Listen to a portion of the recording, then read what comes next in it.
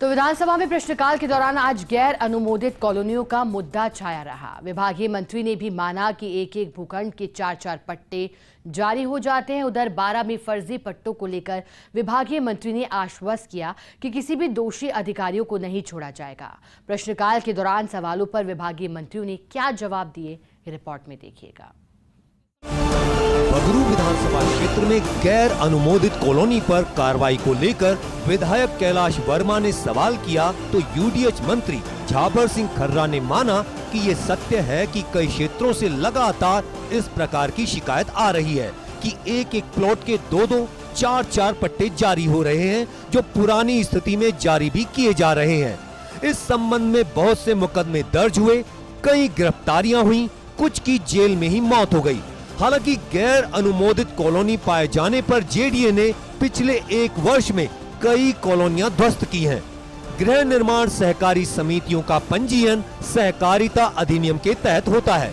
पंजीयन होने के बाद उनकी अनियमितता पर कार्रवाई का कोई विशेष प्रावधान नहीं है। मंत्री ने कहा कि पिछले दिनों सहकारिता मंत्री से चर्चा हुई और विभागीय अधिकारियों से बात भी की गई। ये बिल्कुल सत्य है कि लगातार इस प्रकार की शिकायतें आ रही हैं कि एक एक प्लॉट के 2-2, 3-3, 4-4 पट्टे पुरानी तिथि में जारी किए जा रहे हैं। इस संबंध में बहुत सी शिकायतों पर मुकदमे भी दर्ज हुए, कुछ सहकारी समितियों के कर्ता-धर्ताओं की गिरफ्तारी भी हुई और कुछ कर्ता-धर्ताओं की मौत सजा के दौरान जेल में भी हुई है। अभी पिछले दिनों मेरी माननीय सहकारिता मंत्री जी से इस बात को लेकर चर्चा हुई थी, विभाग के अधिकारियों से भी इस बात को लेकर चर्चा हुई थी और जैसा माननीय मंत्री जी ने और विभाग के अधिकारियों ने मुझे बताया है कि नया सहकारिता अधिनियम बनाने का कार्य चल रहा है और उसमें मैंने उनसे आग्रह किया है कि गृह निर्माण सहकारी समितियों पर अंकुश लगाने के लिए विशेष प्रावधान किए जाएं ताकि इस प्रकार की अनियमितता को रोका जा सके। नगर परिषद 12 में जारी फर्जी पट्टों के सवाल पर यूडीएच मंत्री झाबर सिंह खर्रा ने जवाब दिया कि वर्ष 2021 से 24 तक 1448 पट्टे जारी किए गए। इस दौरान 4 फर्जी पट्टे जारी होने का तथ्य संज्ञान में आने पर उन पर उचित कार्रवाई करते हुए नगर पालिका अधिनियम के तहत कार्रवाई कर निरस्त कर दिया गया है। इसकी समाचार पत्रों में सार्वजनिक घोषणा प्रकाशित करवा दी गई। शामिल सभी कर्मचारियों अधिकारियों पर कार्रवाई की गई। सवाल लगाने वाले विधायक कंवर लाल ने सदन में कहा कि फर्जी पट्टों को लेकर दर्ज एफआईआर में पूर्व मंत्री का नाम भी दर्ज है। मंत्री खर्रा ने कहा जो भी दोषी कर्मचारी अधिकारी होंगे जांच करवाकर विधि पूर्वक कार्रवाई की जाएगी। माननीय सदस्य ने जो आरोप लगाया है कि पट्टे निरस्त होने के बाद उनका रजिस्ट्रेशन हुआ, बिक्री हुई और निर्माण स्वीकृति जारी हुई, अगर ऐसा कुछ हुआ है तो इसकी जांच करवाकर जो भी दोषी कर्मचारी अधिकारी या जनप्रतिनिधि होगा उसके खिलाफ विधि अनुसार कार्रवाई की जाएगी। भरतपुर फीडर का जघीना माइनर तक विस्तार से संबंध में किए गए सवाल पर जल संसाधन मंत्री सुरेश रावत ने कहा कि भरतपुर फीडर की भारत सरकार का उपक्रम के तहत स्वीकृति कर दी गई है। 6 माह में डीपीआर तैयार किया जाना प्रस्तावित है। जघीना माइनर से 4978 हेक्टेयर, जाटोली माइनर से 4600 हेक्टेयर में सिंचाई सुविधा मिल सकेगी। जगीना माइनर से 4978 हेक्टेयर व जाटोली माइनर से 4706 हेक्टेयर क्षेत्र में सिंचाई सुविधा उपलब्ध हो सकेगी।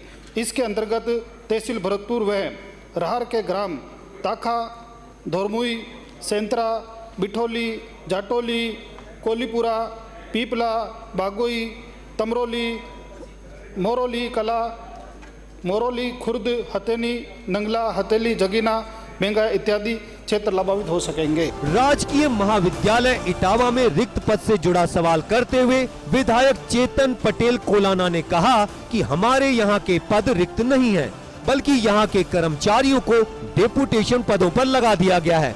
डेपुटेशन निरस्त करके वापस इटावा में लगाएंगे या नहीं? इस पर उप मुख्यमंत्री प्रेमचंद बैरवा ने कहा कि आरपीएससी से नियुक्ति मिलने पर यथासंभव रिक्त पद भरे जाएंगे। द्वितीय और तृतीय सेमेस्टर शुरू होने से पहले विद्या संबल से 1 महीने में रिक्त पद भर दिए जाएंगे। पास रिक्त पद हर कॉलेज में सब जगह है, लेकिन कार्य व्यवस्था के लिए किया गया। जल्दी आप ये भी करते, एक अशिक्षण कार्मिक आपके डेपुटेशन पे था, उसको हमने कल ही वापस इटावा में उसको लगा दिया गया। आप कह रहे हैं उन्हें प्रोफेसर असिस्टेंट प्रोफेसर की बात, तो हम जल्दी आपके इन प्रोफेसर और असिस्टेंट प्रोफेसर की व्यवस्था कर देंगे। विधायक डूंगर राम गेदर ने सूरतगढ़ विधानसभा क्षेत्र में जल जीवन मिशन के तहत हुए कामों से जुड़ा सवाल किया। जलदाय मंत्री कन्हैयालाल चौधरी ने कहा कि पिछले 2 साल में जल जीवन मिशन में सूरतगढ़ में कहीं भी कार्यों की स्वीकृति नहीं जारी की गई है। किसी भी ढाणी को भी जल कनेक्शन नहीं दिया गया है। नेता प्रतिपक्ष जूली ने कहा, हर घर का मतलब तो हर घर जल ही होना चाहिए। मंत्री कन्हैयालाल ने कहा, राजस्थान में छितरी आबादी होने की वजह से समस्या है। जहां दूसरे राज्य में 50,000 रुपए कनेक्शन का खर्च आ रहा है, वहीं राजस्थान में 1,80,000 रुपए का खर्चा आता है। अब 1,80,000 का खर्चा राजस्थान सरकार भुगत रही है। राजस्थान के अंदर छितरी आबादी रहने की वजह से जहां दूसरे राज्यों के अंदर प्रति कनेक्शन जहां 50,000 रुपये आ रहा है, यहाँ आज लगभग 1,80,000 रुपये का प्रति कनेक्शन खर्चा आ रहा है। उसमें जिस तरह से 10% पैसा इन्होंने और करने के बाद में एक कनेक्शन का 1,08,000 रुपये अब राजस्थान सरकार भुगत रही है। जबकि अगर एक घर में दूर जाएंगे तो हो सकता है 5 लाख रुपये एक कनेक्शन का खर्चा है। तो अगर जब संसाधन होंगे, आर्थिक रूप से राज्य मजबूत होगा तो वहाँ भी जोड़ेंगे। विधायक अंशुमान सिंह भाटी के भूजल विभाग का जलदाय विभाग में समायोजन से जुड़े सवाल पर जलदाय मंत्री कन्हैयालाल चौधरी ने जवाब दिया कि रोटरी मशीन, डीटीएच मशीन 30 साल से पुरानी मशीनें काम नहीं कर पा रही हैं। पदों की भर्ती के लिए वित्त विभाग में स्वीकृतियों के लिए निविदा भेज रहे हैं। भूजल विभाग और जलदाय विभाग का अलग अलग काम है। भूजल विभाग का काम भी महत्वपूर्ण है, इसलिए जलदाय विभाग में समायोजन नहीं किया जा सकता। भूजल विभाग का उद्देश्य केवल ड्रिलिंग करना नहीं है कि जिससे पानी निकालना, ये काम जलदाय विभाग के पास है। इसका मुख्य उद्देश्य है राज्य के भूजल संसाधनों का आकलन, संरक्षण एवं प्रबंधन करना। जन स्वास्थ्य अभियांत्रिकी विभाग एवं राज्य सरकार के अन्य संस्थानों के लिए पेयजल स्रोतों के फिजिबिलिटी प्रदान करना। जन स्वास्थ्य अभियांत्रिकी विभाग एवं राज्य सरकार के अन्य संस्थानों के लिए सतत जल पेयजल स्रोतों एवं विभिन्न भूजल पुनर्भरण संरचनाओं का स्थल चयन करना, ये मुख्य उद्देश्य है, इसलिए इसको बंद नहीं कर सकते। प्रश्नकाल के दौरान विभागीय मंत्रियों ने करीब करीब हर सवाल पर आश्वस्त किया कि हर संभव प्रयास होंगे और दोषियों को किसी भी सूरत में बख्शा नहीं जाएगा। आज प्रश्नकाल के दौरान गैर अनुमोदित कॉलोनियों में फर्जी पट्टे का मामला गूंजा। यूडीएच मंत्री ने स्वीकारा कि गृह निर्माण सहकारी समितियां बैक डेट में एक एक प्लॉट के 4-4 पट्टे काट रही है और लोगों को ठग रही है। 2025 में नए सहकारिता कानून के तहत, नए सहकारिता अधिनियम के तहत कुछ ना कुछ किया जाएगा ताकि यह सब गड़बड़ी रोकी जा सके। उधर 12 में फर्जी पट्टे देने के मामले में मंत्री ने स्वीकारा कि 4 फर्जी पट्टे जारी किए गए थे। ऐसे सभी अधिकारियों के खिलाफ सख्त कार्रवाई की जाएगी। बहरहाल प्रश्नकाल के दौरान विभागीय मंत्रियों ने आश्वस्त किया कि जिन मामलों में गड़बड़ी है उन्हें दिखवाया जाएगा और जनता के मुद्दे पूरे किए जाएंगे।